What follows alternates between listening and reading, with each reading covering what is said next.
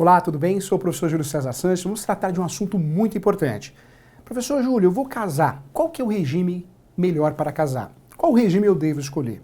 Então, vamos lá, fique atento que eu vou responder essa pergunta, hein? Em primeiro lugar, quando você casa e não escolhe um regime de casamento, você fica com o automático. O automático é do dia a dia, é o regime daquele que não escolhe. Qual que é o regime automático? Nós tivemos uma alteração. No passado, o regime automático era a união universal de bens. Não, hoje não. A partir da lei de divórcio, nós tivemos essa alteração. A partir de 73, 74, nós tivemos essa alteração. Então, o regime automático hoje é o parcial de bens. Regime de casamento parcial de bens. Quem casa hoje, o Fernando que vai casar, casa pelo regime parcial de bens. O que quer dizer isso? Após a constância do casamento, o que for adquirido é dos dois, é de ambos. São sócios nos bens que foram adquiridos. Os bens que cada um já tinha são bens individuais, tá? Então não mistura, não vira uma salada de fruta, tá bom? Então, parcial de bens. Lembrando sempre que na prática, né, um vende um imóvel, um vende o carro e acaba misturando com o tempo. Isso acontece, é normal. Mas a regra é, todos os bens adquiridos após a constância do casamento, salvo exceção de doação, herança, ou ainda, né, objeto de bem vendido, um bem que você vendeu que você já tinha antes do casamento e adquiriu outro, você vende um carro, com aquele mesmo dinheiro você compra outro carro após a constância do casamento, esse imóvel, devidamente provado, né, esse bem móvel, ou imóvel, se for um apartamento, uma casa, isso é seu por direito, só seu, porque é com o dinheiro que você já tinha.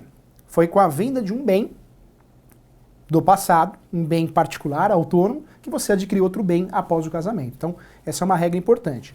Outra dica que eu quero dar para você, professor, eu vou me separar. O apartamento é financiado, a casa é financiada, como que fica?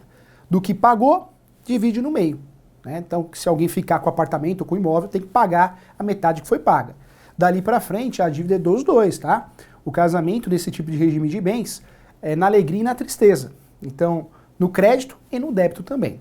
Vamos falar dos outros regimes? Nós temos mais 3 regimes, hein? Próximo regime, sim, é a união universal de bens. Para casar nesse regime, eu tenho que fazer um pacto antinupcial. Vou lá no cartório, faço uma escritura pública chamada pacto antinupcial e registro no cartório civil. Esse regime de casamento é para misturar tudo. Uma vez um casal me procurou o professor Júlio e falou, olha, professor Júlio, eu gostaria de casar nesse regime, o regime união universal de bens. Só que o casal não tinha bens, né? Nem ele nem ela. Bobagem, né?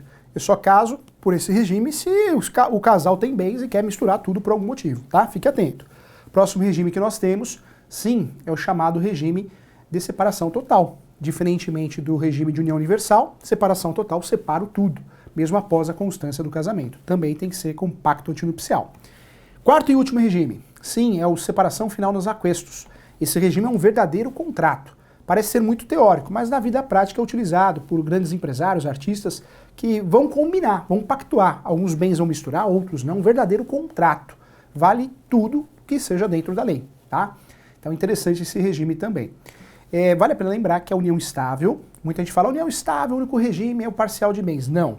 A união estável, quando realmente declarada, regular, aquela feita no cartório, se você não opta por um regime, prevalece o regime parcial de bens, igual ao do casamento. Mas você pode, na união estável, também escolher um regime também, pactuar um regime diferente, ok? Fique atento, você que vai casar então. Você que vai casar, se não escolher regime nenhum, é o parcial de bens. Um abraço e até a próxima aula.